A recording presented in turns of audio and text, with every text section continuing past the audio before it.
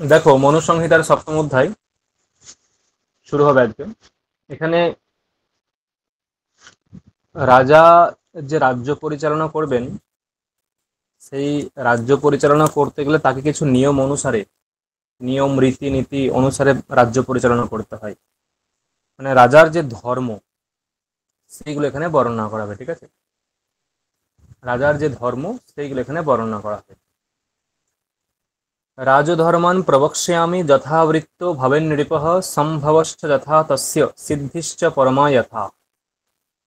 মানে রাজধর্মান প্রবক্ষ্যামি, এখন মনুমুনি গ্রন্থকার ভগবান মনু তিনি বলছেন যে এখন আমি রাজধর্ম বিষয়ে আলোচনা করব। রাজধর্মান প্রবক্ষ্যামি যথাবৃত্তো ভবেন নৃপঃ,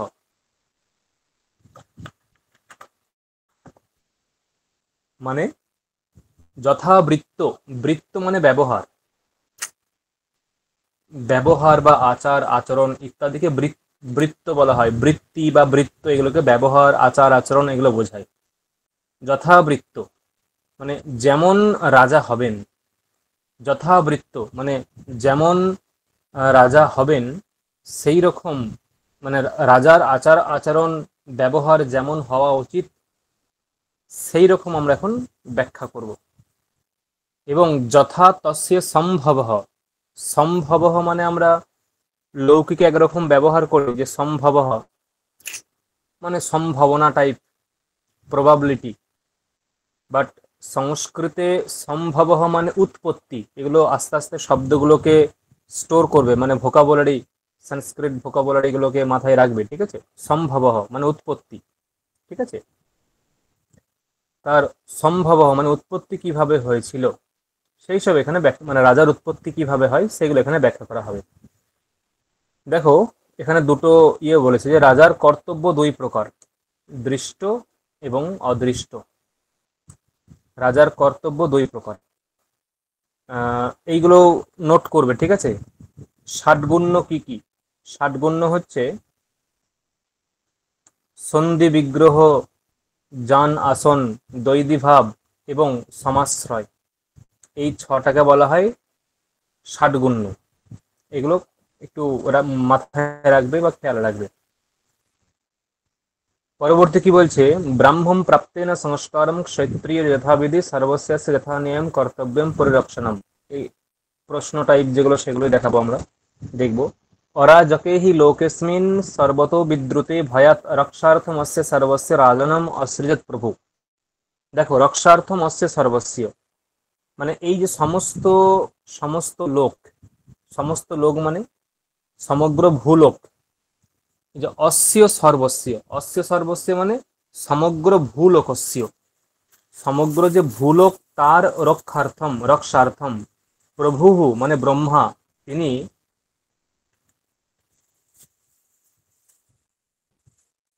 রাজানম অসৃজত, অর্থাৎ যে রাজাকে সৃষ্টি করেছেন। রক্ষার্থম অস্য সর্বস্য রাজানম অসৃজত প্রভু, প্রভু মানে ব্রহ্মা পরমাত্মা, সৃষ্টিকর্তা, তিনি রাজাকে সৃষ্টি করেছেন।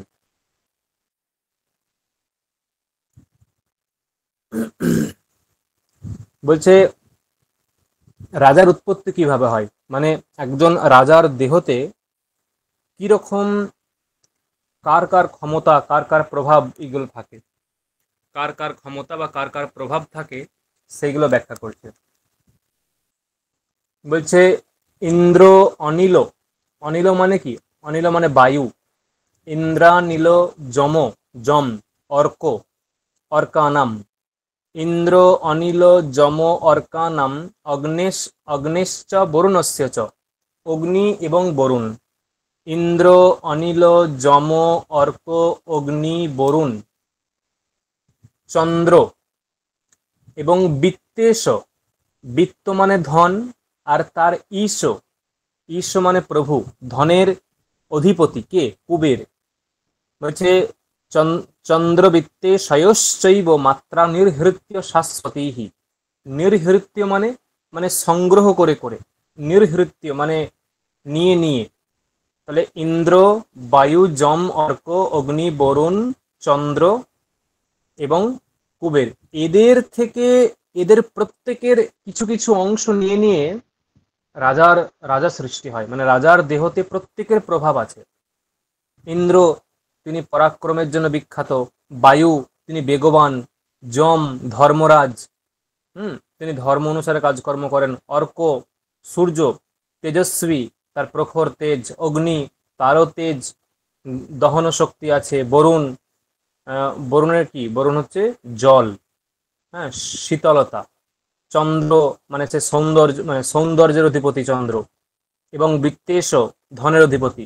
এই সমস্ত গুণাবলী রাজার মধ্যে আছে, ঠিক আছে। অতএব এই এদের নামগুলো একটু মাথায় রাখবে, যে ধর এরকম দিয়ে দিল যে রাজার মধ্যে, একটা প্রশ্ন দিল যে রাজার মধ্যে কোন দেবতার অংশ নেই, এদের মধ্যে তিনটে থেকে দেবে আর একটা অন্য দিয়ে দেবে, তাই এই নামগুলো একটু মাথায় রাখবে, ঠিক আছে।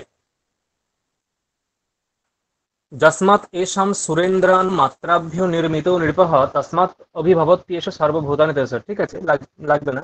মানে বক্তব্য হচ্ছে যে এষাম সুরেন্দ্রানাম, মানে এই সমস্ত রাজাদের, এষাম সুরেন্দ্রানাম, সুরেন্দ্র মানে সুর মানে দেবতা, আর ইন্দ্র মানে শ্রেষ্ঠ, সুর মানে দেবতা, ইন্দ্র মানে শ্রেষ্ঠ, মানে এই সমস্ত শ্রেষ্ঠ শ্রেষ্ঠ দেবতাদের মাত্রাভ্য মানে মাত্রা থেকে নৃপঃ নির্মিত হয়, মানে রাজা নির্মিত হয়েছেন, রাজা উৎপন্ন হয়েছেন, তসমাৎ সেই কারণে, তেজসা মানে রাজা তার তেজের দ্বারা, পরাক্রমের দ্বারা, সর্বভূতানি সমস্ত ভূত, সমস্ত চরাচরাত্মক জগৎকে, অভিভবতি তিনি দাপিয়ে রাখে, সমস্ত কিছু তিনি শাসন করেন, দাপিয়ে রাখেন।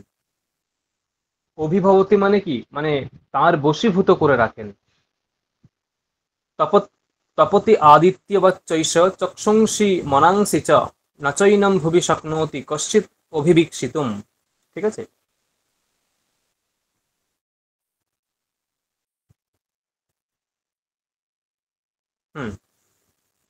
বলছে তপতি আদিত্যবৎ তপতি আদিত্যবৎ চৈষ, মানে এস মানে এই যে রাজা, আদিত্যবৎ তপতি মানে আদিত্য মানে হচ্ছে যে, আদিত্য মানে কি, আদিত্য মানে হচ্ছে যে সূর্য, সূর্যের মতো তপতি মানে তাপ প্রদান করে, আদিত্য সূর্যের মতো তাপ প্রদান করে, ঠিক আছে, আদিত্যবৎ তপতি সূর্যের মতো তাপ প্রদান করে। চক্ষুংসি মনাংসি চ, মানে রাজা সূর্যের মতো, তপতি মানে কি, তপতি মানে তেজের দ্বারা তাদেরকে, মানে তেজের দ্বারা, সূর্য যেমন প্রখর তেজের দ্বারা মানুষের চোখকে, মানে দেখবে যখন গ্রীষ্মকালে যখন সূর্য আকাশে থাকে তখন সে তাকাতে পারে না, সূর্যের দিকে তাকাতে পারে না, সূর্যের দিকে তাকাতে পারে না, এতটাই তার তেজ, ঠিক আছে। তেমনি ওই চক্ষুংসি মনাংসি চ, তেমনি সূর্য এমনভাবে এদেরকে, এই সূর্য বলছে রাজা প্রত্যেকটা প্রজাকে বা তার পার্শ্ববর্তী শত্রুকে এমনভাবে তাদের দিকে তাকায়, তার দৃষ্টির এত তেজ যে তারা অটোমেটিক অভিভবিত হয়ে যায়, বশীভূত হয়ে যায়। স অগ্নির্ভবতি বায়ুশ্চ সো অর্কঃ সোমঃ স ধর্মরাট স কুবেরঃ স বরুণঃ মহেন্দ্রঃ প্রভাবত। দেখো এটা, দেখো 3 নম্বর শ্লোকের একটা প্রতিফলন, 3 নম্বর শ্লোকের প্রতিফলন, না 4 নম্বর শ্লোকের। ইন্দ্র অনিল যম অর্ক অগ্নি বরুণ চন্দ্র বৃত্তেশ, মানে এদের মাত্রা থেকে রাজা সৃষ্টি হয়েছে। তেমনি এখানে বলছে দেখো স অগ্নির ভবতি, মানে রাজা কি কি দেবতা রূপ ধারণ করে, মানে পরিস্থিতি, মানে সিচুয়েশন অনুসারে, পরিস্থিতি অনুসারে রাজা কোন কোন দেবতা রূপ ধারণ করে। স অগ্নির ভবতি, রাজা কখন অগ্নি হয়ে যায়। বায়ুশ্চ অর্কঃ সোমঃ ধর্মরাট মানে যম, ধর্মরাট যম। কুবেরঃ বরুণঃ মহেন্দ্র, মহেন্দ্র মানে ইন্দ্র, ইন্দ্রকেই মহেন্দ্র, ঠিক আছে বলা হয়। তাহলে তিনি তার প্রভাব বশত, তার প্রভাব এতটাই, কখনো কখনো তাকে কুবের মনে হয়, কখনো কখনো অগ্নি মনে হয়, কখনো কখনো বায়ু মনে হয়, কখনো কখনো ধর্মরাজ বলে মনে হয়, কখনো কখনো বরুণ বলে মনে হয়। তাই বলছে প্রভাবতঃ, মানে তার প্রভাবের দিক থেকে स एवं भवति सर्वदा।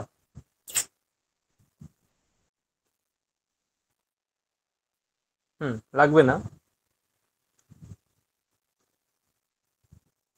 বলছে একম এব দহত্যগ্নির নরম দুরূপসর্পিণম কুলম দহতি রাজাগ্নিঃ সপশু দ্রব্য সঞ্চয়ম। বলছে দেখো এখানে দুটোর মধ্যে বর্ণনা করছে।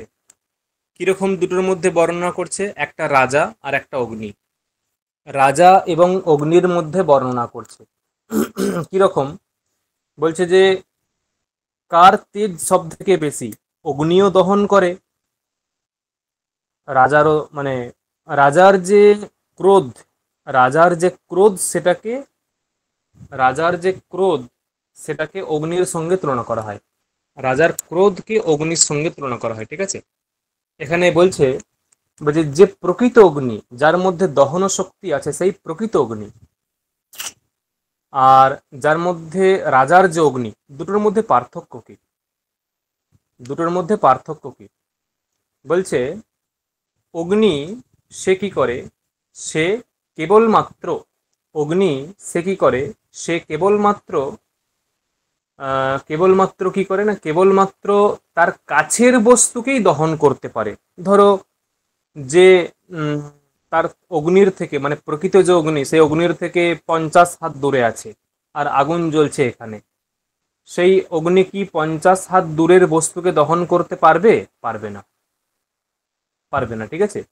কিন্তু রাজার যদি ক্রোধ উৎপন্ন হয় কোনো ব্যক্তির প্রতি, শুধু সে 50 হাত কেন, সে যদি 500 হাত দূরে থাকে তবুও রাজার অগ্নি, রাজার ক্রোধাগ্নি তাকে নষ্ট করে দেবে, ধ্বংস করে দেবে। কেবলমাত্র তাকেই ধ্বংস করবে না, তার কুলকেও মানে তার বংশকে পর্যন্ত উখড়ে দেবে, ধ্বংস করবে। এবং শুধু তাই নয়, তার যত সমস্ত ধন সম্পত্তি মিন্স যে পশু দ্রব্য সঞ্চয় যা আছে সবকিছু নষ্ট করবে। তাই বলছে দেখো যে অগ্নিহি, এই যে এখানে আছে অগ্নিহি, অগ্নিহি একম এব নরম দহতি, মানে একজন মানুষকেই দহন করতে পারে। সেটা কিরকম? দুরূপসর্পিণম মানে নিকটস্থ, দুরূপসর্পিণম নিকটস্থ। কিন্তু বলছে রাজাগ্নি, রাজাগ্নি মানে রাজার যে ক্রোধ, সেই ক্রোধাগ্নি কুলম দহতি, যার প্রতি ক্রুদ্ধ হবে তার কুল মানে বংশকে ধ্বংস করে দেবে। এবং সপশু দ্রব্যে সঞ্চয়ম, নট অনলি কেবলমাত্র তার ফ্যামিলিকেই সে ডিস্ট্রয় করবে না, তার সমস্ত ধন সম্পত্তিকেও সে ধ্বংস করে দেবে। এটা হচ্ছে পার্থক্য।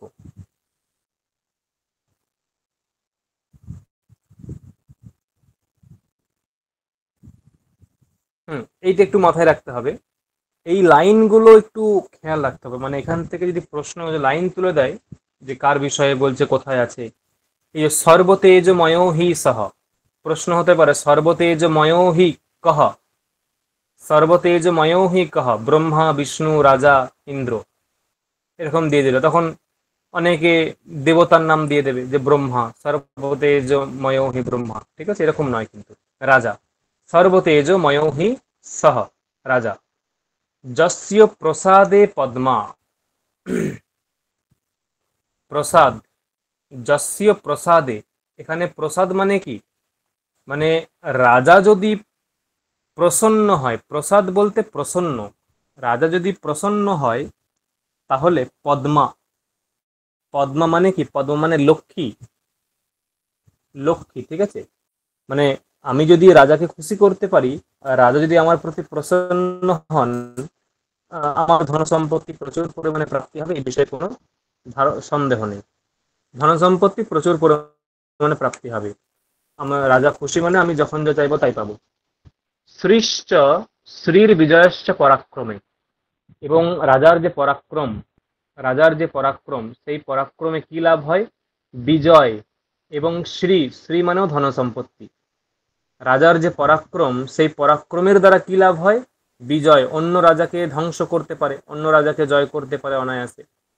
এবং শ্রী, শ্রী মানে ধন সম্পত্তি, মানে অন্য রাজাকে যখনই, অন্য রাজ্যের রাজাকে যখনই সে ধ্বংস করবে, যখনই সে যে পরাজিত করবে তাকে, সেই রাজ্যের ধন সম্পত্তি তো এই রাজা পেয়ে যাবে না। সেই জন্য বলছে যে স্ত্রীর বিজয়স্য পরাক্রমে। এবং মৃত্যুশ্চ বসতি ক্রোধে, রাজার যদি ক্রোধ হয়, সেই ক্রোধে কি বসবাস করে? মৃত্যু। রাজা যদি আমার প্রতি ক্রোধ করে, বা সেই ক্রোধে আমার মৃত্যু। তাই বলছে যে মৃত্যুশ্চ বসতি ক্রোধে, তাহলে ক্রোধে কি বাস করে? মৃত্যু। প্রসন্ন হলে কি লাভ হবে? পদ্মা, বা প্রসন্নতে বা প্রসন্নতাতে কি বাস করে? পদ্মা, ধন সম্পত্তি। আর পরাক্রমে কি বাস করে? শ্রীর বিজয়স্য, বিজয় এবং শ্রী। মানে অন্যয়টা হবে এরকম, যস্য রাজ্ঞিহ, যে রাজার প্রসাদে মানে প্রসন্নতাতে, পদ্মা বসতি, লক্ষ্মী বাস করে। যস্য পরাক্রমে, যার পরাক্রমেতে, শ্রীহি বিজয়স্য বসতি, শ্রী এবং বিজয় বাস করে। যস্য ক্রোধে, যার ক্রোধে মৃত্যু বসতি, মৃত্যু বাস করে। এই তিনটে প্রশ্ন কিন্তু, ঠিক আছে, মাথায় রাখবে। আচ্ছা, পরবর্তী কি বলছে?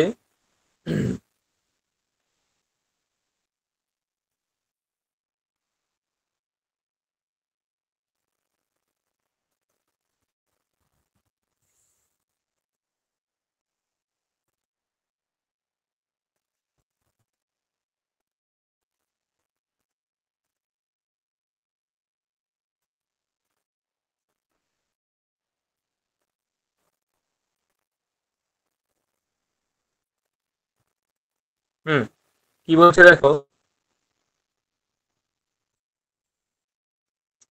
এই যে পূর্বম ঈশ্বর, ঠিক আছে, পূর্বম ঈশ্বর কি করছে, যে পূর্বম ঈশ্বর,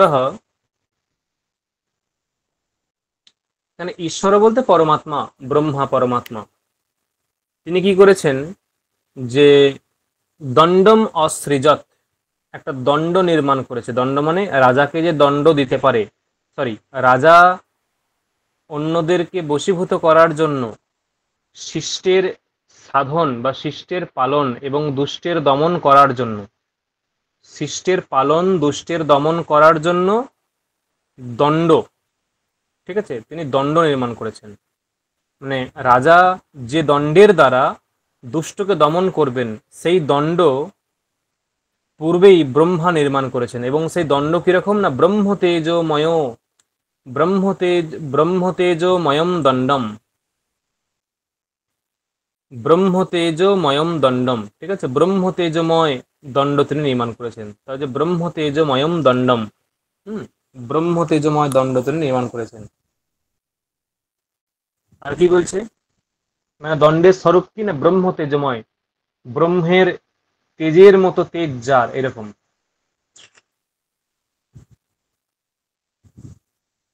এখন যদি বলা হয় যে তস্য সর্বাণি ভূতানি স্থাবরানি চরানি চ ভয়াদ ভোগায় কল্পন্তে স্বধর্মন্না চলন্তি চ, যে ভয়াদ ভোগায় কল্পন্তে, এটা কার উদ্দেশ্যে বলা হচ্ছে? যদি প্রশ্ন করা হয় যে ভয়াদ ভোগায় কল্পন্তে, মানে তস্য সর্বাণি ভূতানি স্থাবরানি চরানি চ, মানে সমস্ত চরাচরাত্মক জগৎ, প্রাণী, জীব, সবকিছু, সবকিছু স্থাবর জঙ্গম সবকিছু ভয়াদ ভোগায় কল্পন্তে, তস্য ভয়াত, এই যে তস্য ভয়াত, তো এখানে অন্যয় হবে, ঠিক আছে, তস্য ভয়াত,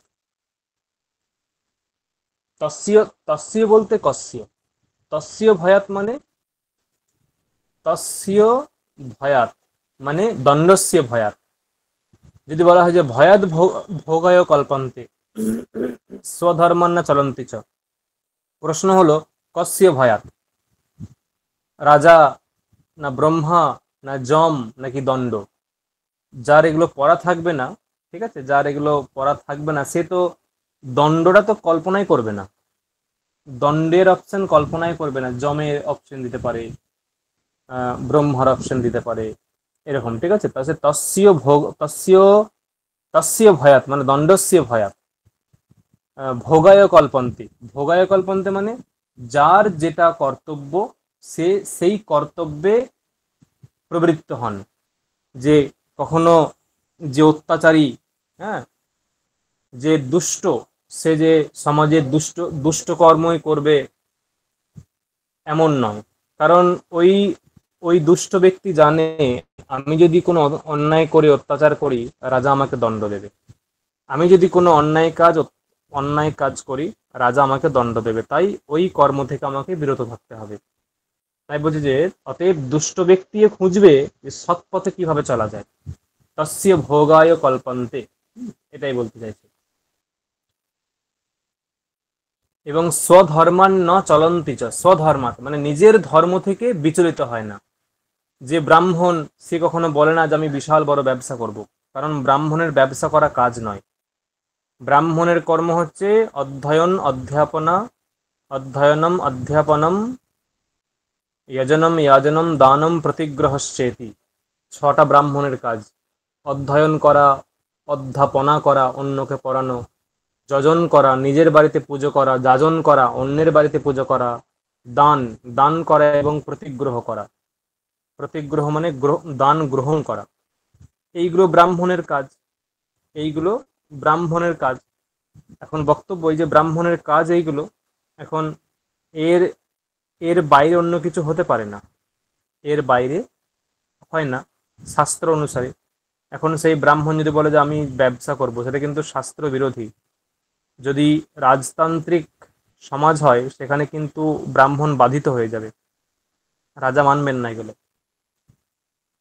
আমাদের তো গণতান্ত্রিক, রাজতান্ত্রিক কোথায় আছে? হুম,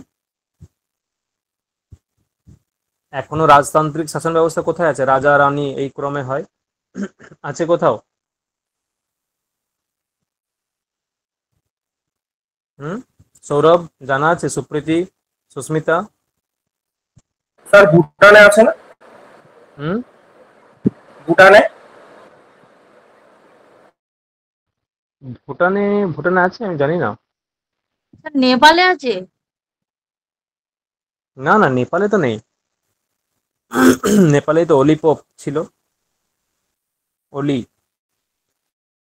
মানে ও ওরকম ছিল না, যেটা ও মানে বংশ পরম্পরা ক্রমে ওদের সব ইয়ে চলছিল ওই নেপালে, যত সমস্ত যে শীর্ষ নেতা নেত্রী মন্ত্রী সব ওরা বলপূর্বক ওই বংশ পরম্পরা ক্রমে আছে। ইংল্যান্ডে আছে, ইংল্যান্ডে। ইংল্যান্ডে রাজতান্ত্রিক শাসন ব্যবস্থা, ওখানে এখনো রানী, এখনকার রানী কি যেন আছে বলেছিল। ইংল্যান্ডে রাজতান্ত্রিক শাসন ব্যবস্থা। হুম, চলো।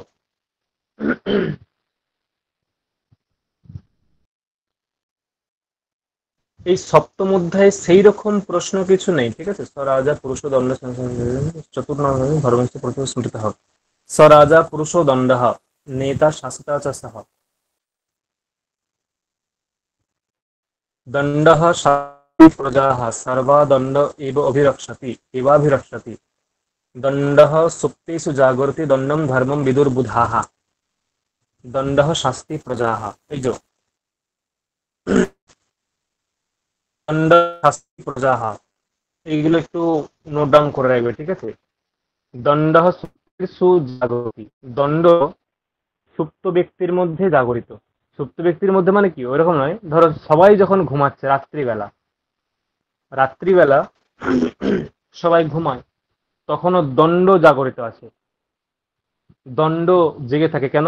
ধরো আমরা ঘুমাচ্ছি, সবাই ঘুমাচ্ছে, কোনো চোর সে অনায়াসে এসে আমাদের বাড়িতে চুরি করতে পারবে না। কেন না? সে জানে আমি যদি ধরা পড়ি আমার যে কি অবস্থা হবে, ওই গ্রামের লোক আমাকে যে পিটিয়ে কি করবে। মানে কি, ওর মনে একটা ভয় আছে। কিসের ভয় আছে? দণ্ডের ভয় আছে। তার মানে কি, আমরা ঘুমালেও দণ্ড কিন্তু জেগে আছে, ওই চৌর্য বৃত্তি যে মানসিকতা যে ব্যক্তি তার মধ্যে, ঠিক আছে। ওই চোরের মধ্যে কিন্তু দণ্ড জেগে আছে, যে আমি যদি ধরা পড়ি তাহলে আমার অবস্থা খারাপ। তাই দণ্ড সুপ্তেষু জাগর্তি। বুধাহা পণ্ডিতাহা ধর্মম দণ্ডম বিদুহ, মানে ধর্মকেই দণ্ডরূপে জানেন। বুধাহা পণ্ডিতাহা ধর্মকেই দণ্ডরূপে জানেন। এই এই দুটো পংক্তি, দণ্ড শাস্তি প্রজাহা, দণ্ড সুপ্তেষু জাগর্তি, একটু নোট ডাউন করবে, ঠিক আছে।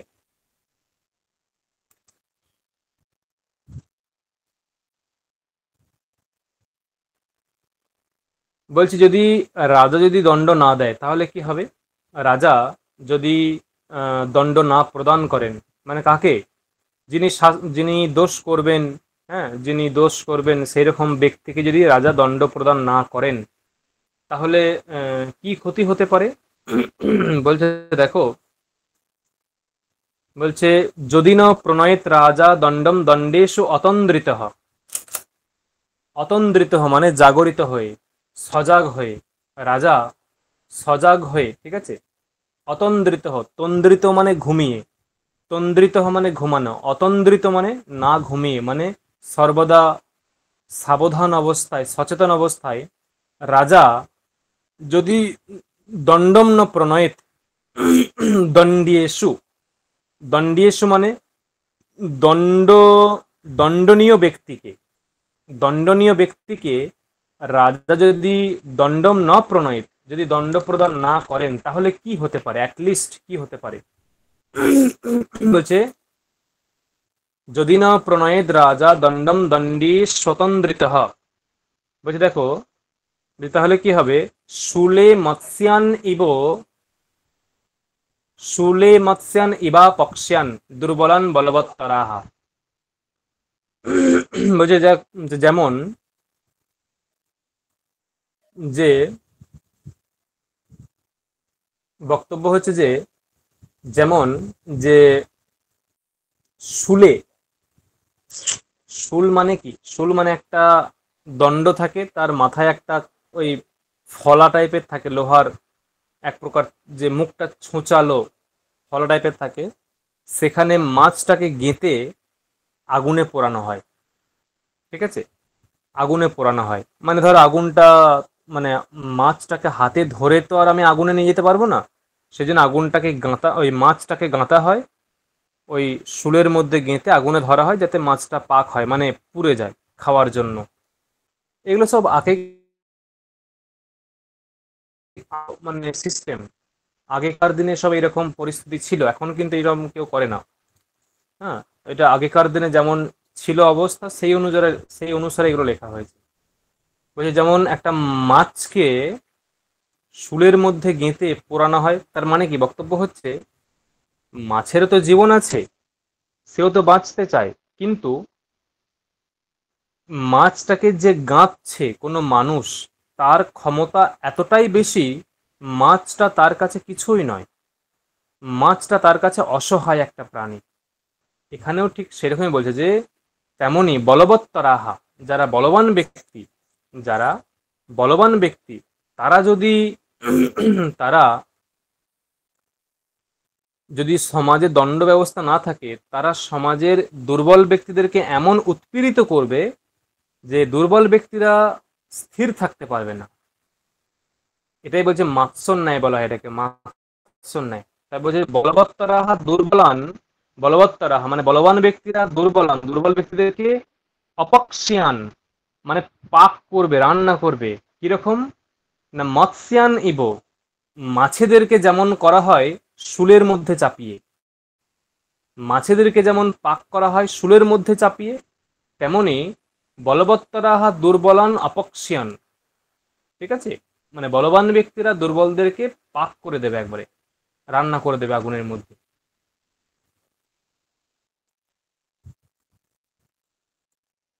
এখানে বই দেখো যে যদি এরকম হয়, যদি এরকম হয় মানে যদি আহ, যদি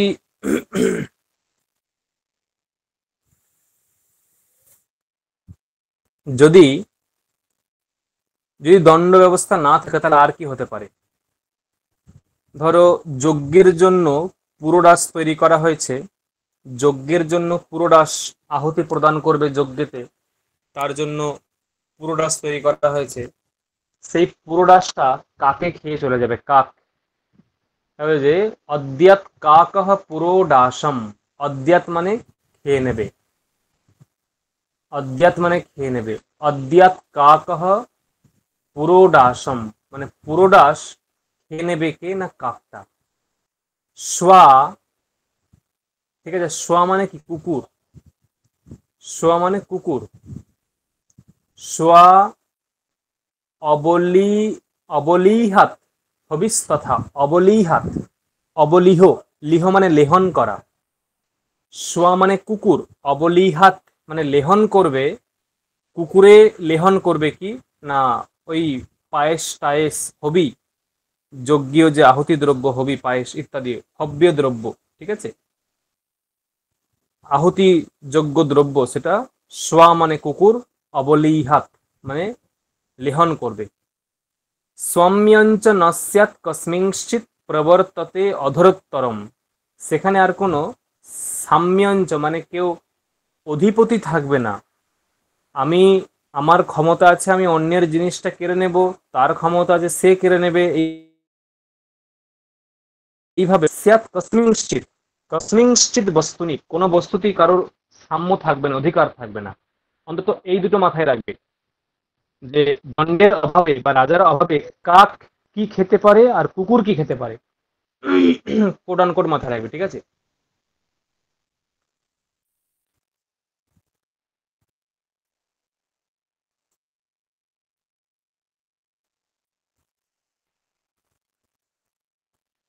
দেব দানব গন্ধর্বা রক্ষংসি পতগো রগাহ, তেপি ভোগায় কল্পন্তে দণ্ডেনৈব নিপীড়িতাঃ।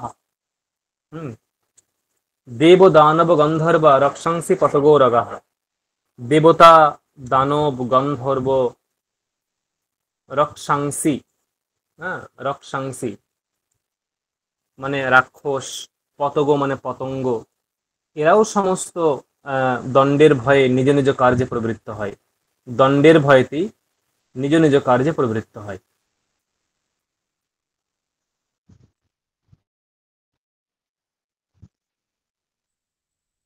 যত্র শ্যামো লোহিতাক্ষ দণ্ডশ্চরতি পাপহ, প্রজাস্তত্র ন মুহ্যন্তি নেতা চেত সাধু পশ্যতি।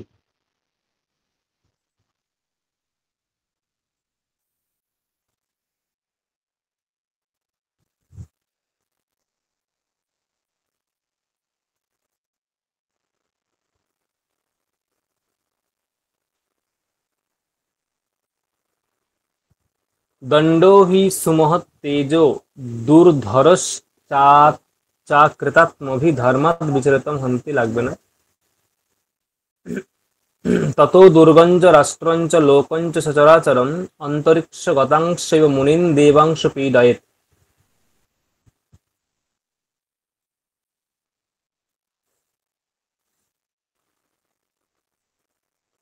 এখানে বলছি দেখো যে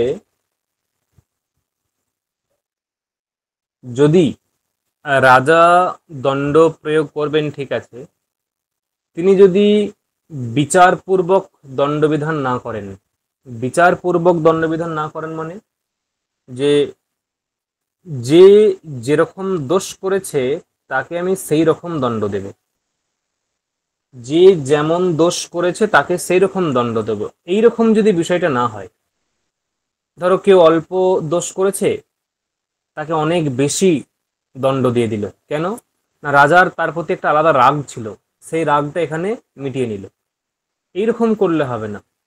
যদি সেরকম হয় তাহলে কি হবে, মানে এর ফলে রাজাও কিন্তু বিনাশ হয়ে যাবে, রাজাও কিন্তু বিনষ্ট হয়ে যাবে, ঠিক আছে। তাই দেখো রাজা কিরকম বিনাশ হবে, ততহ, ততহ মানে ওই যে অবিবেচকের মতো যদি দণ্ড প্রয়োগ করা হয়, অবিবেচকের মতো যদি দণ্ড প্রয়োগ করা হয় ততহ, তার ফলে রাজা দুর্গ রাষ্ট্র লোক সচরাচরম মানে দুর্গ সহ রাষ্ট্র সহ লোক তার সমস্ত প্রজা সব কিছুই ধ্বংস হয়ে যাবে, মুনি দেব দেবতা সবাই সবকিছু ধ্বংস হয়ে যাবে রাজার ওই অবিবেচনা পূর্বক দণ্ডবিধানের জন্য, ঠিক আছে।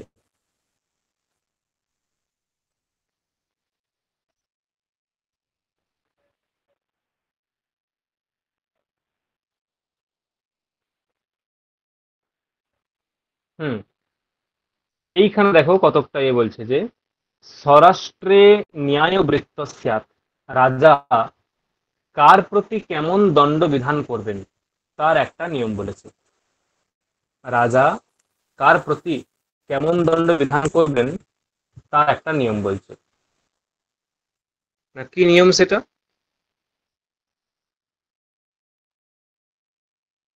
স্বরাষ্ট্রে, স্বরাষ্ট্রে মানে রাজার যে পিতামাতা পিতৃপুরুষ ক্রমে তার তার যে সমস্ত মানে সম্বন্ধী আত্মীয় স্বজন তাদের প্রতি রাজা কিরকম দণ্ডবিধান করবেন না ন্যায় বৃত্ত স্যাৎ। ন্যায় বৃত্ত মানে যে যথাযথ ন্যায় অনুসরণ করে, ন্যায় শাস্ত্র অনুসরণ করে হুম তিনি তাদের প্রতি দণ্ডবিধান করবেন বা আহ, হ্যাঁ দণ্ডবিধানই করবেন, ঠিক আছে, যদি তারা কোনো ভুল করে। আর শত্রুষু, শত্রুদের মধ্যে কিরকম দণ্ডবিধান করবেন? শত্রুষু ভৃষদণ্ডশ্চ। ভৃষদণ্ড মানে যে কঠিন দণ্ড প্রয়োগ করবেন, শত্রুদের উপর তিনি একদম প্রচন্ড কঠিন দণ্ড প্রয়োগ করবেন, ঠিক আছে। শত্রুষু ভৃষদণ্ড, ভৃষদণ্ড। আর স্নিগ্ধেষু, স্নিগ্ধ সুহৃত স্বজিহ্ব স্নিগ্ধেষু। স্নিগ্ধ মানে যারা ধরো যে অত্যন্ত মানে কি বলবো যে মানে স্নিগ্ধ মানে কি মানে স্নেহের যারা, যারা প্রীতির মানুষ, স্নেহের মানুষ, বন্ধু টাইপ যারা, তাদের প্রতি সজিম্ভ মানে কি বলবো অকুটিল। কুটিল মানে কি? কুটিল মানে বক্রতা। অকুটিল বা সরল, সরল মনোভাব অবলম্বন করে তাদের প্রতি ব্যবহার করবেন, ঠিক আছে। আর ব্রাহ্মণেষু সমান্বিতঃ।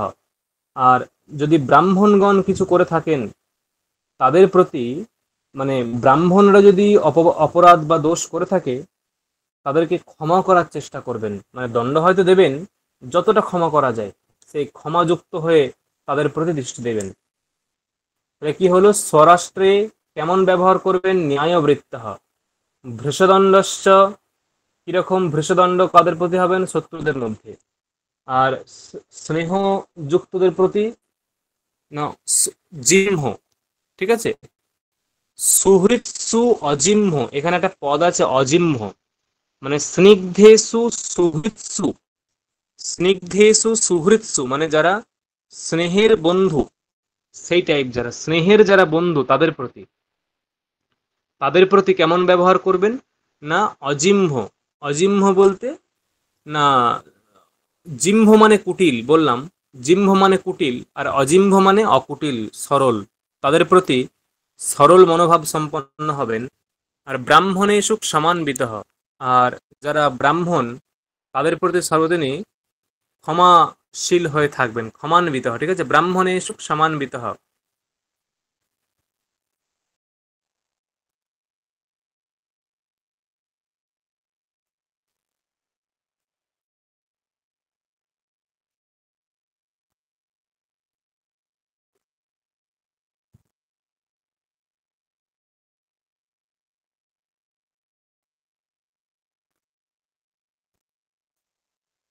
হুম, তারপর কি বলছে?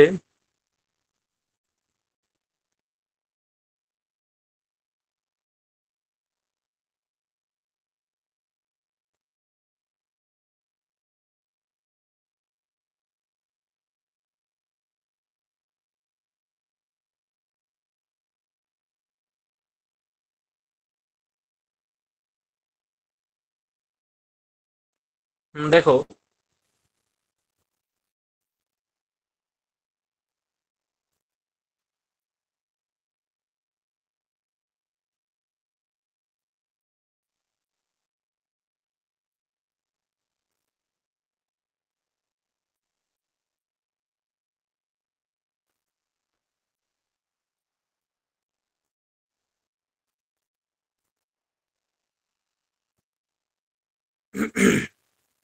এখন রাজা সারাদিনে কি করেন, রাজা সারাদিনে তার কি কর্তব্য, তিনি কি করবেন সেটার লিস্ট করে দেয়া আছে।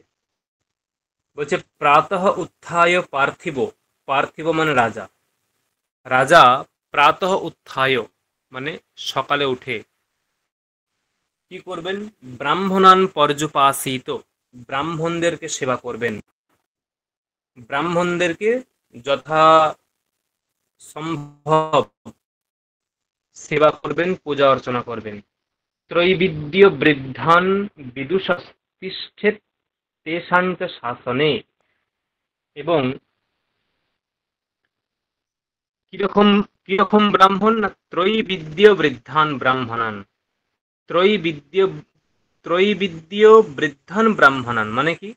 ত্রৈবিদ্য মানে ত্রয়ী ত্রয়ী, ঋক সাম যজু, এই তিনটে বেদের যারা অর্থজ্ঞানী, এই ত্রিবেদবিদ এমন যে ব্রাহ্মণ। এখনকার ব্রাহ্মণ আর আগেকার ব্রাহ্মণ অনেক পার্থক্য। এখনকার ব্রাহ্মণরা চারটে বেদের নাম জানে না। তখনকার ব্রাহ্মণ, তাদেরকে শুধু নাম তো দূরের কথা, মানে প্রত্যেক দিন বেদ পড়তে হতো, অর্থ সহকারে পড়তে হতো। তাই ত্রৈবিদ্য বৃদ্ধান, ত্রয়ী ত্রৈবিদ্য বৃদ্ধান, ঠিক আছে, ত্রিবেদবিদ যে ব্রাহ্মণ, তাদেরকে, হ্যাঁ, ত্রৈবিদ্য বৃদ্ধান, তাদেরকে কি করবেন না, তাদেরকে তিনি প্রথমে সেবা শুশ্রূষা করবেন। এইটা প্রথম সকালে ওঠে।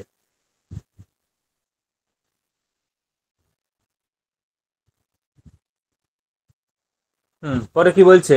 বৃদ্ধাংশ্চ নিত্যম সেবেত বিপ্রান বেদ বিদহ শুচিন, বৃদ্ধ সেবী হি সততম রক্ষোভিরপি পূজ্যতে। বলছে বেদবিদহ, যারা বেদবিদ, যাদের মধ্যে বেদজ্ঞান আছে, শুচি, যারা পবিত্র, বিপ্র মানে ব্রাহ্মণ। আর কিরকম ব্রাহ্মণ? বৃদ্ধ, ঠিক আছে, বৃদ্ধ তার মানে কি? শুচি, পবিত্র, এবং শুচি, পবিত্র, বৃদ্ধ এবং বেদবিদ যে ব্রাহ্মণ, তাদেরকে নিত্য সেবা করবে কে? রাজা। এদেরকে সেবা করলেই তিনি পূজিত হন। বৃদ্ধ সেবী হি সততম রক্ষোভিরপি পূজ্যতে, ঠিক আছে, বৃদ্ধ সেবী, তিনি সততম পূজ্যতে, তিনি সর্বত্রই পূজিত হন, সর্বদা পূজিত হন, ঠিক আছে।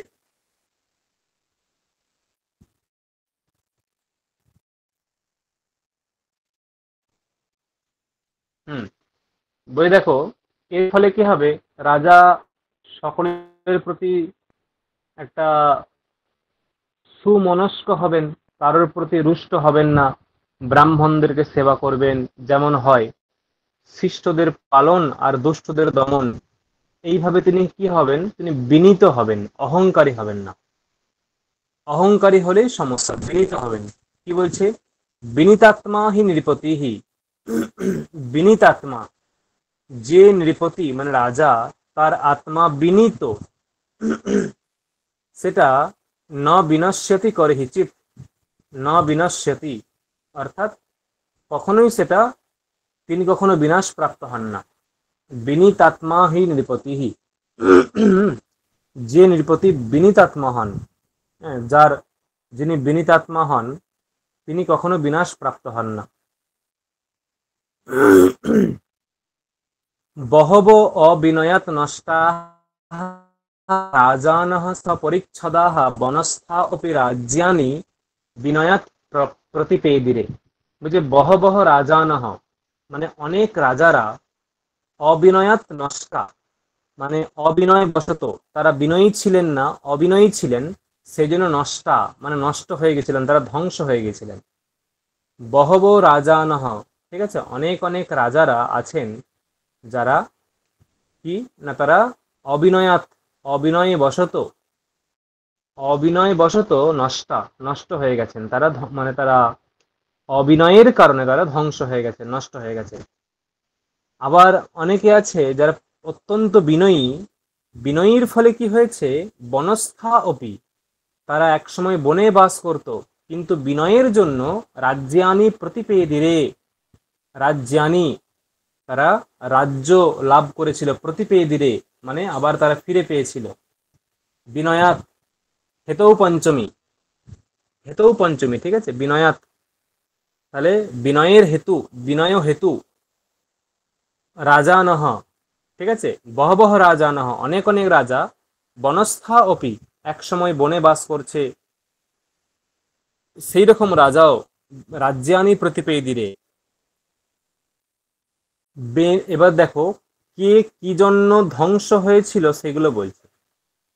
কে কি জন্য নষ্ট হয়েছিল আর কে কি জন্য রাজ্য ইত্যাদি ফিরে পেয়েছিল তার একটা লিস্ট করা হচ্ছে। বেনো বিনষ্ট অবিনয়াত নহুষশ্চৈব পার্থিব সুদাসো ইয়াবনিশ্চৈব সুমুখ নিমিরেব চ। কি বলছে,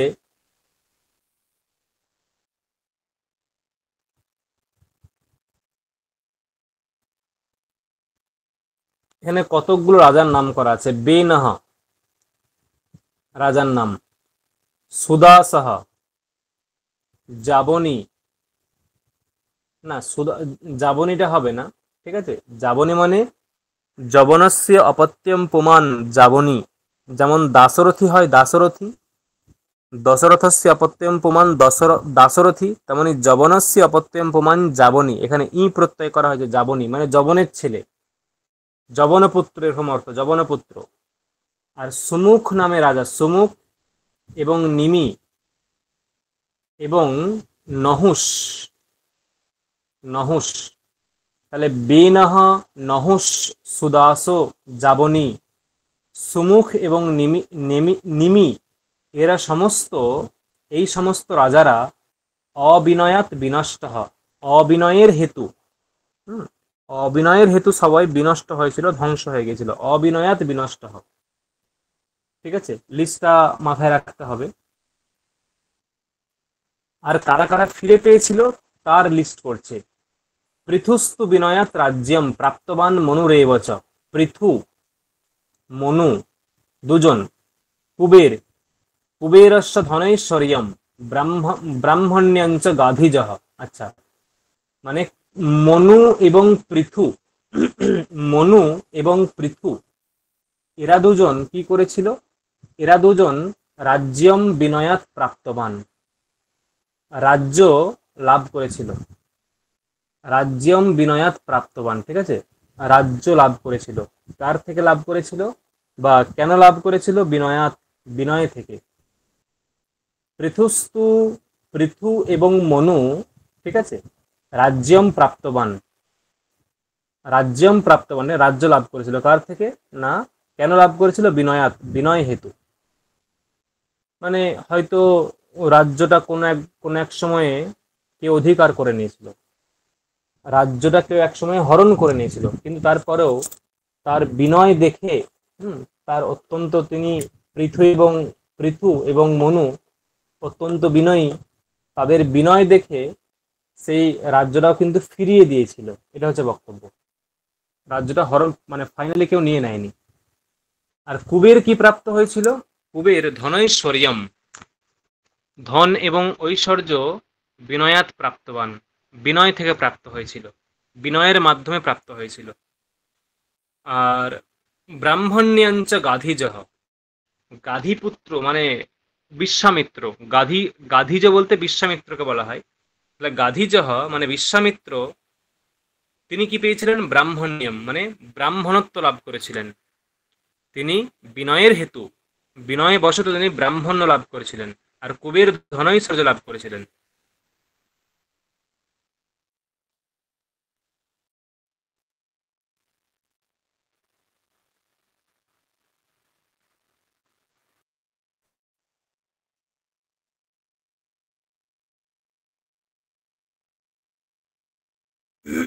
হুম, আগেরটা কি বলছে দেখো, যে ইন্দ্রিয়ানাম জয়ে যোগম সমাতিষ্ঠেত দিবানিশম জিতেন্দ্রিয় হি শক্নোতি বশে স্থাপয়িতুম প্রজাহ। ইন্দ্রিয়ানাম জয়ে যোগম সমাতিষ্ঠেত দিবানিশম জিতেন্দ্রিয় হি শক্নোতি বশে স্থাপয়িতুম প্রজাহ। ইন্দ্রিয়ানাম জয়ে যোগম মানে রাজা সর্বদাই ইন্দ্রিয় জয়ে, দিবানিশম মানে দিন রাত্রি, ইন্দ্রিয় জয়ে সমাতিষ্ঠেত যত্নবান হবেন। রাজা সর্বক্ষণ ইন্দ্রিয় জয়ের জন্য তিনি কি করবেন? তিনি সচেষ্ট হবেন, ইন্দ্রিয় জয় করতে সচেষ্ট হবেন। কেন? জিতেন্দ্রিয় হি শক্নোতি বশে স্থাপয়িতুম প্রজাহা। যিনি জিতেন্দ্রিয় ব্যক্তি, তিনিই একমাত্র, যে রাজা জিতেন্দ্রিয় তিনিই একমাত্র প্রজাগণকে বশে স্থাপয়িতুম শক্নোতি মানে বশীভূত করতে সমর্থ হয়। অজিতেন্দ্রীয় রাজা, হ্যাঁ, যিনি জিতেন্দ্রীয় নন, সেই রকম রাজা কিন্তু প্রজাগণকে বশীভূত করতে পারেন না। বলছে এখানে দুই প্রকার ব্যসনের কথা বলা হচ্ছে। ব্যসন একটা ইম্পর্টেন্ট। দুই প্রকার ব্যসন কি কি? দশ কাম সমুত্থানি তথাষ্টৌ ক্রোধজানি চ ব্যসনানি দুরন্তানি প্রযত্নেন বিবর্জয়েত। তার মানে মূল ব্যসন হচ্ছে দুই প্রকার, একটা হচ্ছে কামজ ব্যসন, একটা ক্রোধজ ব্যসন। কামজ ব্যসন, ক্রোধজ ব্যসন, এই ব্যসন হচ্ছে দুই প্রকার। ঠিক আছে, কামজ ব্যসন এবং ক্রোধজ ব্যসন, ব্যসন হলো দুই প্রকার। কিন্তু কামজ ব্যসন কটা? 10টা। কামজ ব্যসন 10টা। আর ক্রোধজ ব্যসন কটা? ক্রোধজ ব্যসন 8টা। তথাষ্টৌ,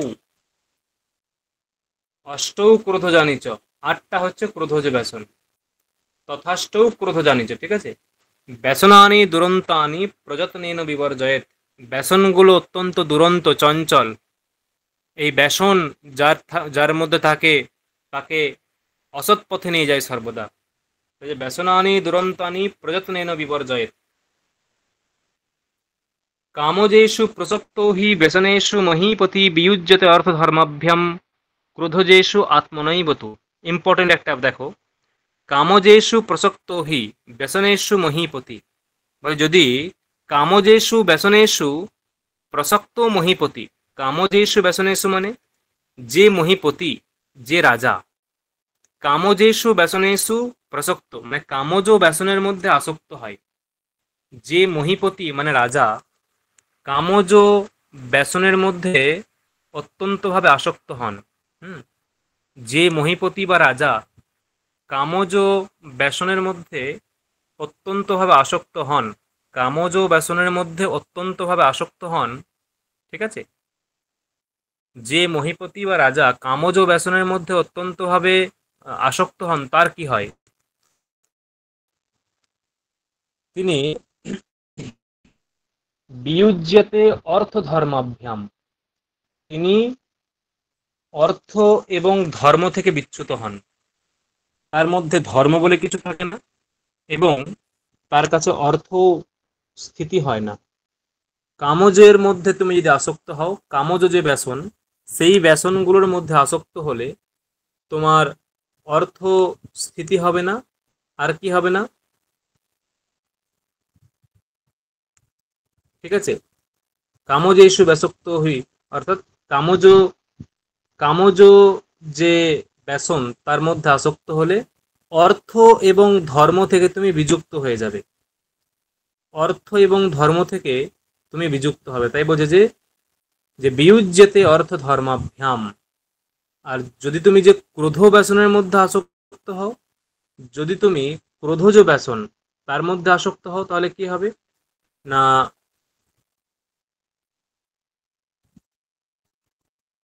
যদি ক্রোধজ ব্যসনের মধ্যে আসক্ত হও তাহলে আত্মনৈব বিयुज्यते মানে তুমি নিজেই নিজের থেকে ধ্বংস হয়ে যাবে, মানে তুমি মৃত্যুর পথে চলে যাবে।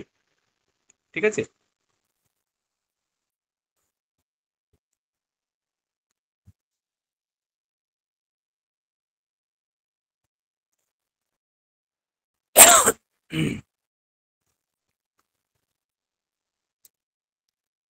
তাহলে কি বললাম? আর যদি যে কেউ, শুধুমাত্র রাজা নয়, যে কেউ, ঠিক আছে, যদি ক্রোধজ ব্যসনের মধ্যে আসক্ত হয়, ক্রোধজ ব্যসনের মধ্যে আসক্ত হয়, তাহলে কি হবে? আত্মনৈব বিयुज्यते। আত্মনৈব মানে আত্মনৈব বিयुज्यते মানে সে নিজে নিজে ধ্বংস হয়ে যাবে, মানে সে মৃত্যুর মুখে চলে যাবে। অতএব ক্রোধজ ব্যসনের ফল এবং কামজ ব্যসনের ফল এগুলো একটু মাথায় রাখতে হবে।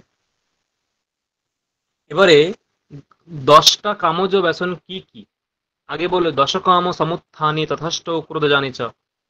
বলছে মৃগয়া প্রথম, অক্ষ, মৃগয়া মানে পশু শিকার, অক্ষ মানে হচ্ছে দ্যুত ক্রীড়া, দাবা, ওই যে পাশা খেলা, দিবা স্বপ্ন দিনের বেলায় ঘুমানো, পরিবাদ মানে অন্যের নিয়ে পরিচর্যা করা, স্ত্রিয় মদহ, স্ত্রিয়, মদ মানে অহংকার, মদহ মানে অহংকার বা মদ্যপান, মদ মানে মদ্যপান, এটা হতে পারে, মদ মানে মদ্যপান। আর স্ত্রিয় মানে স্ত্রীর প্রতি অত্যাসক্তি, স্ত্রীলোকের প্রতি অত্যাসক্তি। হুম, স্ত্রিয়। আর তৌর্যত্রিকম বৃথাট্যাচ, তৌর্যত্রিকম, তৌর্যত্রিক বলতে যে সঙ্গীত, নাচ গান এবং বাদ্যযন্ত্র, এইগুলোকে বলা হয় তৌর্যত্রিকম। নাচ গান এবং বাদ্যযন্ত্র, এই তিনটিকে বলা হয় তৌর্যত্রিকম। আর বৃথাট্যা মানে বৃথা পরিভ্রমণ করা, বৃথাট্যা মানে বৃথা পরিভ্রমণ করা, ঠিক আছে, বৃথাট্যা।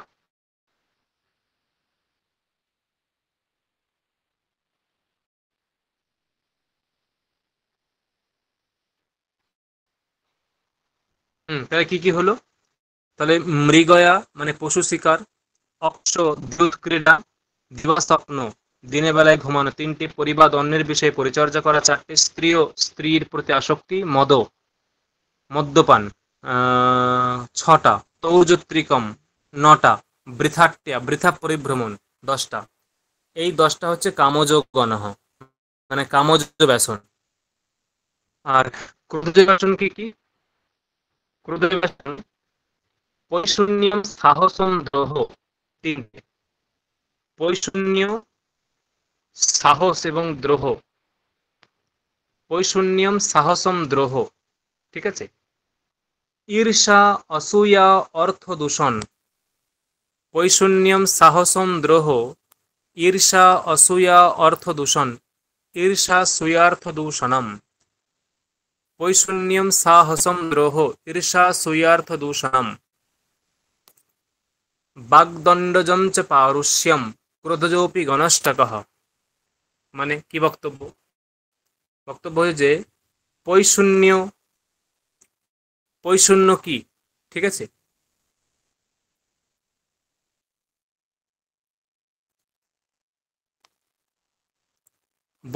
পৈশূন্য হচ্ছে যে ধরো অন্যের কোনো গুণ আছে, অন্যের অন্যের কোনো গুণ আছে, সেই সেই গুণটাকে কেউ হয়তো হিংসা করে, ঠিক আছে, তাকে দোষ রূপে প্রতিপাদন করে, মানে তার একটা গুণ আছে, সেটাকে এমন ভাবে সে উপস্থাপন করে মানুষের কাছে যে ওরা ওরা দোষ হয়ে যায়, এই যে পৈশূন্য বলে, ঠিক আছে।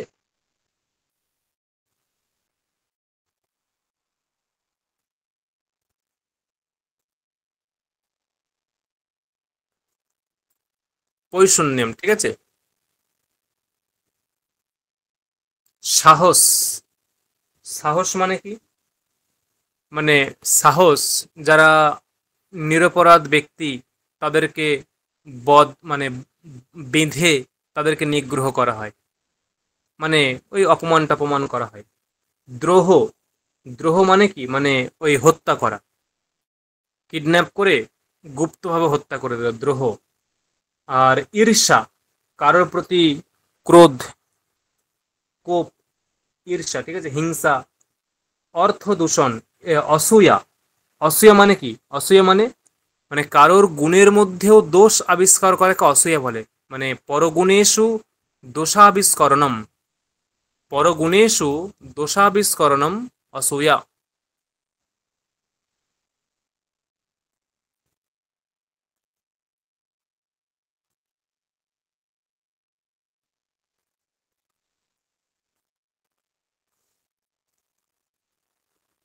অসূয়া।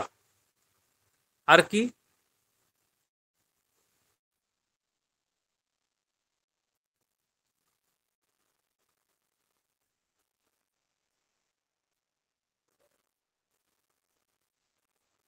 এবং আর কি না, অর্থ দূষণ। অর্থ দূষণ মানে হচ্ছে যে ওই যে মানে খারাপ কথা বলা, অর্থ দূষণ, খারাপ কথা বলা, ঠিক আছে। এবং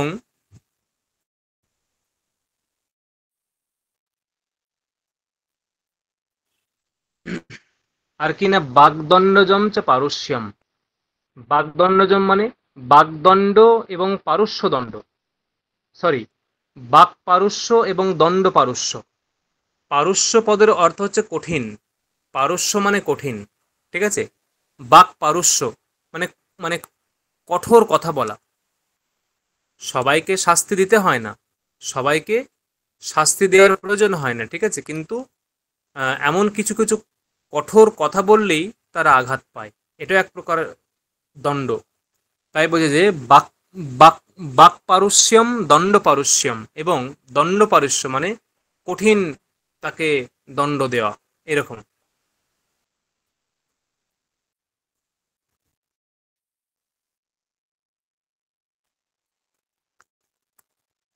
আর কি, তাহলে এইগুলো হচ্ছে যে ক্রোধযোপি গণষ্টক, এইগুলো হচ্ছে আটটা ক্রোধজ গণ। তাহলে কি কি হলো না, পৈশূন্য, সাহস মানে ওই যে বেঁধে, সাধু ব্যক্তিদেরকে বেঁধে তাদেরকে হেনস্থা করা, অপমান করা। ঈর্ষা, অসূয়া, অর্থ দূষণ, প্রথম লাইনে 6টা আছে। আর বাক পারস্য এবং দণ্ড পারস্য, বাগদণ্ডজম চ পারস্যম, বাক পারস্য দণ্ড পারস্য, এইগুলো হচ্ছে মোট হচ্ছে 8টা ক্রোধজগণ। দ্বয়োরপি তয়োর্মূলম ইয়ং সর্বে কবয়ো বিদুঃ তম যত্নেন জয়েল্লোভম তজ্জা তজ্জৌ এতৌ উভৌ গণৌ, তজ্জাবেতাবুভৌ গণৌ, তজ্জৌ এতৌ উভৌ গণৌ। দ্বয়োরপি, দ্বয়োরপি তয়োর্মূলম ইয়ং সর্বে কবয়ো বিদুঃ, বলছে কবয়ঃ মানে পণ্ডিতাঃ, কবয়ঃ মানে পণ্ডিতাঃ, প্রাজ্ঞাঃ, প্রাজ্ঞাঃ জনাঃ, বিদ্বাংসঃ, তে কিম তে বিদুঃ, তারা বলেন বা তারা জানেন কি, সর্বে কবয়ো বিদুঃ, সমস্ত প্রাজ্ঞ ব্যক্তিরাই দেখুন বলেন কি, দ্বয়োঃ অপি এতয়োঃ, দ্বয়োঃ অপি এতয়োঃ মানে ওই যে দুই প্রকার কামজ ব্যসন ক্রোধজ ব্যসন, এই দ্বয়োঃ অপি এতয়োঃ এই দুই প্রকার ব্যসনেরই মূল কি, মূলম লোভম, সেটা হচ্ছে লোভ। এই দুই প্রকার ব্যসনের মূল কি, লোভ। তাই তম, সেই তম লোভম, সেই লোভকে যত্নেন জয়েত, যত্ন সহকারে জয় করতে হবে, সেই লোভকে যত্ন সহকারে জয় করতে হবে। কারণ তজ্জৌ এতৌ উভৌ গণৌ, উভৌ গণৌ, উভৌ গণৌ মানে ক্রোধজ ক্রোধজ কামজ গণৌ, ক্রোধজ কামজ ব্যসন গণৌ, এই দুই প্রকার যে গণ, তজ্জৌ, তজ্জৌ মানে, তজ্জৌ মানে হচ্ছে যে ওই, তজ্জৌ মানে হচ্ছে যে ওই ওই লোভ থেকে জাত। তসমাৎ জায়তে ইতি তজ্জ, তসমাৎ জায়তে ইতি তজ্জ মানে ওই যে লোভ থেকে জাত হয়, ঠিক আছে।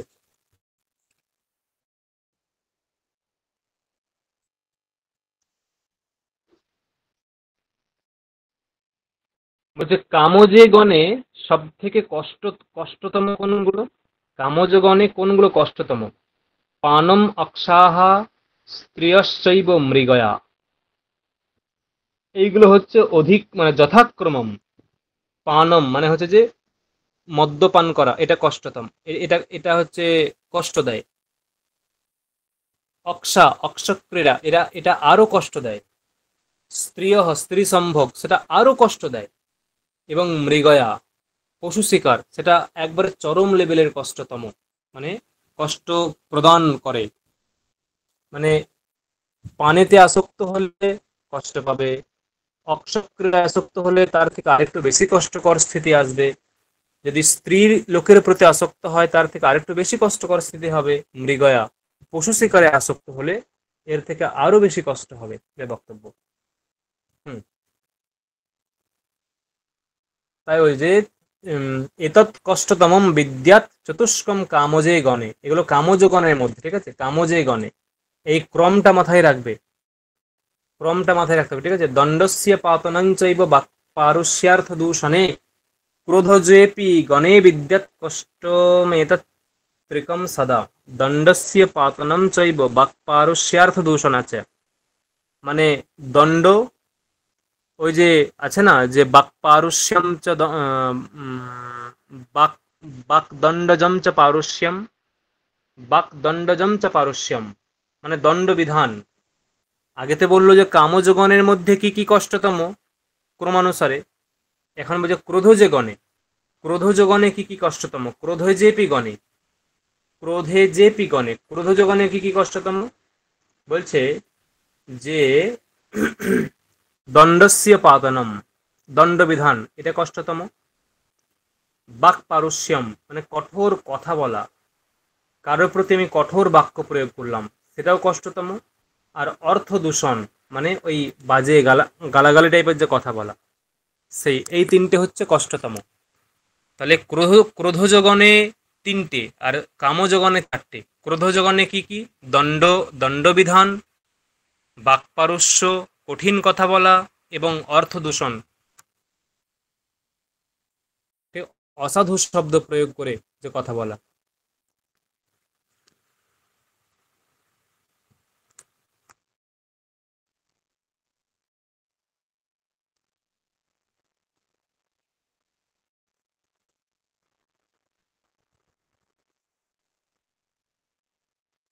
বলছে ব্যসনস্য চ মৃত্যুশ্চ ব্যসনম কষ্টমুচ্যতে, ব্যসনী অধো অধো ব্রজতি স্বর্যাতি অব্যসনী স্মৃতঃ। বলছে দেখো, যদি কোনো ব্যক্তি ব্যসনগ্রস্ত হয়, যদি কোনো ব্যক্তি ব্যসনগ্রস্ত হয়, ব্যসনগ্রস্ত হয় মানে ওই কামজ ব্যসনে এবং ক্রোধজ ব্যসনে আসক্ত হন। যদি কোনো ব্যক্তি কামজ ব্যসন এবং ক্রোধজ ব্যসনের মধ্যে আসক্ত হয়, ঠিক আছে, যদি কোনো ব্যক্তি কামজ ব্যসন,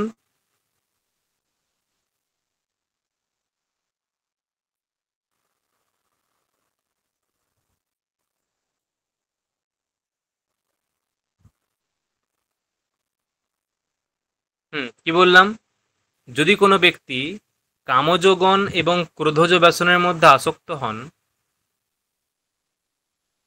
আর তার মানে সে ব্যসনাগ্রস্ত, ব্যসনাসক্ত, আর তার সামনে মৃত্যু উপস্থিত, মানে বক্তব্য হচ্ছে যে যে মরণাপন্ন ব্যক্তি যে নর্মালি মৃত্যুর দিকে এগিয়েছে, যে নর্মালভাবে মৃত্যুর দিকে এগিয়ে গেছে, ঠিক আছে, এমন ব্যক্তি, আর যিনি ব্যসনাসক্ত, এই উভয়ের মধ্যে কোনটা কষ্ট বেশি, কার মধ্যে কষ্ট বেশি? বলছে ব্যসনস্য চ মৃত্যুশ্চ, ব্যসন এবং মৃত্যুর মধ্যে ব্যসনম যাতে, ব্যসনটাই হচ্ছে অধিক কষ্ট। বলছে কেন? বলছে যিনি ব্যসনী মানে ব্যসনাগ্রস্ত, ব্যসনাসক্ত, তিনি অধো অধো ব্রজতি, তার প্রত্যেক দিন অধোগতি হয়। যিনি ব্যসনী, হ্যাঁ, তার প্রত্যেক দিন প্রতিনিয়ত অধোগতি হয়, অধো অধো ব্রজতি। আর স্বর্যাতি অব্যসনী মৃতঃ, কিন্তু যিনি মৃত, যে ব্যক্তি মৃত মানে মারা গেছেন, কিন্তু তিনি অব্যসনী ছিলেন, অব্যসনী, তিনি কিন্তু কোনো ব্যসনগ্রস্ত ছিলেন না, তিনি অব্যসনী ছিলেন, ঠিক আছে, তিনি ব্যসনগ্রস্ত ছিলেন না, অব্যসনী ছিলেন। তাই বলছে যে অব্যসনী, অব্যসনী অর্থাৎ যে ব্যসন অব্যসনী, তিনি স্বর্যাতি, তিনি স্বর্গে যান। তিনি যদি ব্যসনগ্রস্ত না হন, তিনি স্বর্গে যান, ঠিক আছে।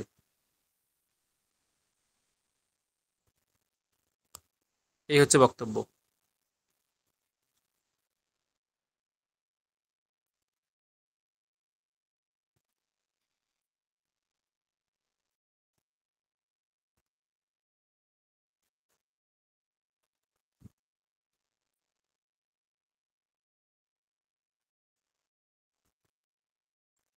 তার মানে এটা কি হবে, যে ব্যসন এবং মৃত্যুর মধ্যে কোনটা কষ্টতম, কোনটা অধিক কষ্ট করে? ব্যসন।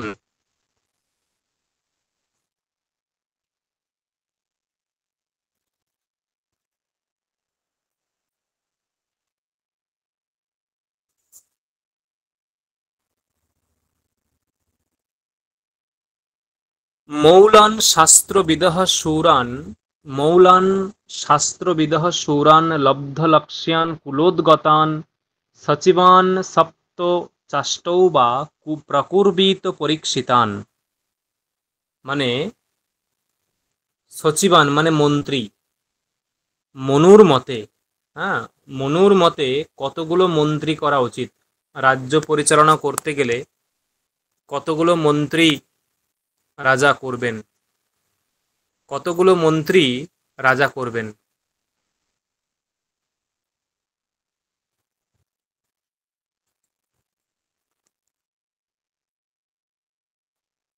তাই দেখো বলছে যে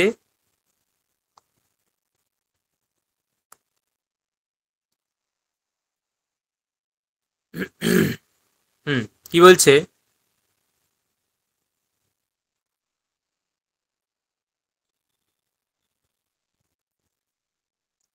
যে মৌলান শাস্ত্রবিদঃ শাস্ত্রবিদ, সুরান যারা পরাক্রমী, কুলোদ্গতান, ঠিক আছে, কুলোদ্গতান মানে বংশ পরম্পরাক্রমে, কুলোদ্গত মানে বংশ পরম্পরাক্রমে। তাহলে কি হলো, যে বংশ পরম্পরাক্রমে শাস্ত্রজ্ঞানী এমন সপ্ত চ অষ্টৌ চ, সপ্ত চ অষ্টৌ চ, সাতটা অথবা আটটা, সাতটা অথবা আটটা কি করবে, সাতটা অথবা আটটা সচিবান প্রকুর্বিত, সচিবান মানে সচিব, সচিবান প্রকুর্বিত অর্থাৎ যে সচিব নিয়োগ করবেন, সচিবান প্রকুর্বিত, ঠিক আছে, সচিব মানে মন্ত্রী, মন্ত্রী নিয়োগ করবেন, সচিবান প্রকুর্বিত মন্ত্রী নিয়োগ করবেন, ঠিক আছে। তাহলে মনুর মতে মন্ত্রীর সংখ্যা কটা হওয়া উচিত, মনুর মতে মন্ত্রীর সংখ্যা হওয়া উচিত সাতটা থেকে আটটা। সচিবান সপ্ত চ অষ্টৌ চ প্রকুর্বিত,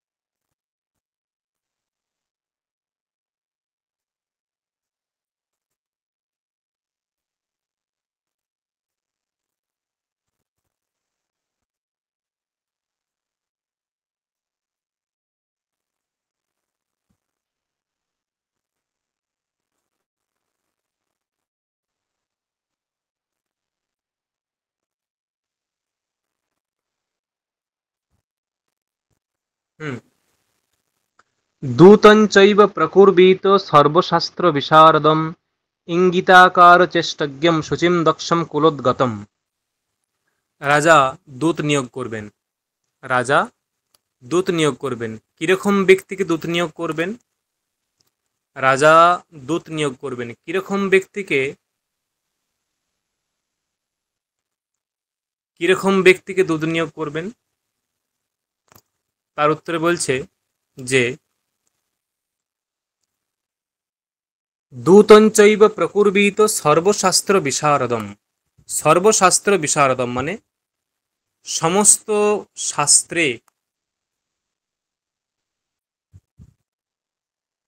সমস্ত শাস্ত্রে যিনি বিশারদ, যিনি পণ্ডিত, সর্বশাস্ত্র বিশারদ, সমস্ত শাস্ত্রে যিনি বিশারদ, যিনি পণ্ডিত, সেই রকম ব্যক্তি, ঠিক আছে,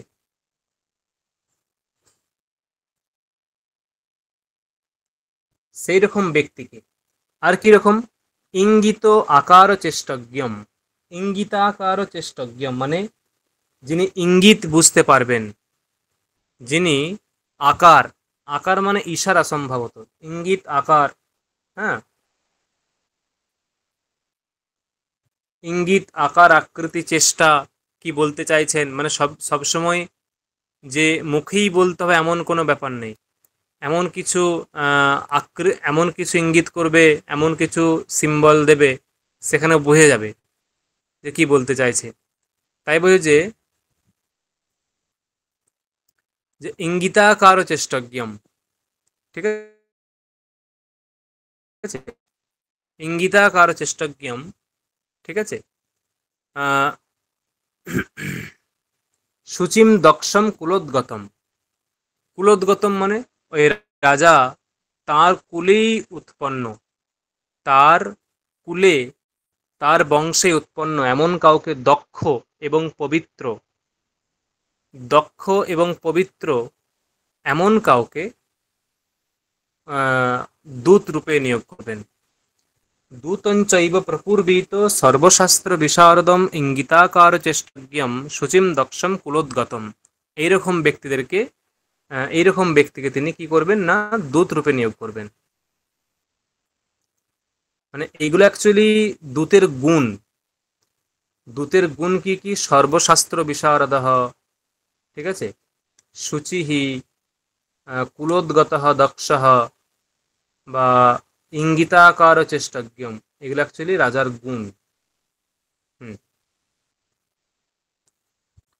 অনুরক্তঃ শুচির দক্ষঃ স্মৃতিমান দেশকালবিৎ বপুষ্মান বীতভীর্বাগ্মি দূতঃ রাজ্ঞিঃ প্রশস্যতে। মানে রাজা কিরকম দূতকে, রাজা কিরকম দূতকে বা কিরকম দূত প্রশংসনীয়, কিরকম দূত প্রশংসনীয়।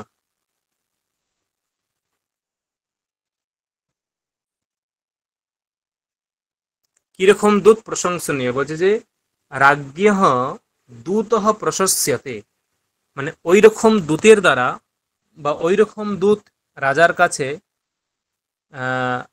প্রশস্ত বা প্রশংসনীয়। কিরকম?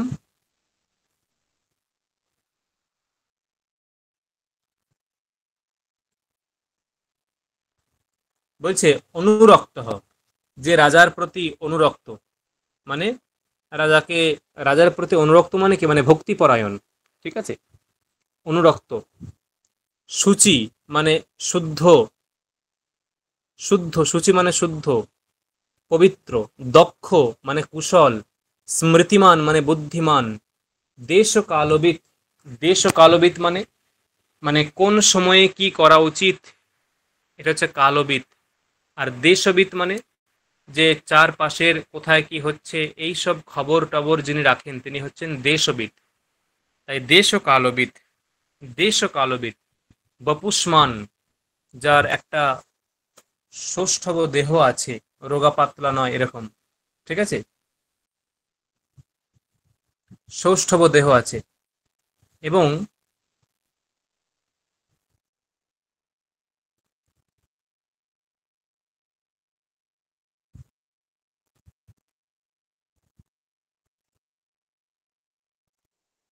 এবং আর কি, বীত ভি, বীত ভি, বীত ভি মানে যার মধ্যে ভয় নেই। বীত মানে চলে গেছে, ভি মানে ভয়, যার থেকে, বীত ভি, ঠিক আছে।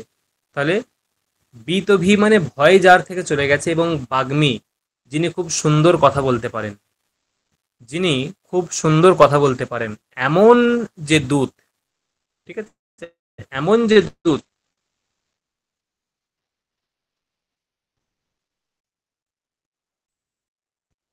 এমন যে দূত তিনি প্রশস্যতে, তিনি প্রশস্যতে, এ হচ্ছে বক্তব্য। তাহলে রাজা কিরকম দূতকে প্রশংসা করেন না, অনুরক্ত, সুচির, দক্ষ, স্মৃতিমান, দেশকালবিদ, বপুষ্মান, বীতভীর, বাগ্মী, মানে এইগুলো কিন্তু দূতের কিন্তু এক প্রকার গুণ। মানে এগুলো, এইগুলো যে রাজার প্রশংসা, মানে রাজার কিরকম দূত প্রশংসনীয় বা রাজা কিরকম দূতকে প্রশংসা করে, এটা বলতে গিয়ে, এটা বলতে গিয়ে কি করছেন না, এটা বলতে গিয়ে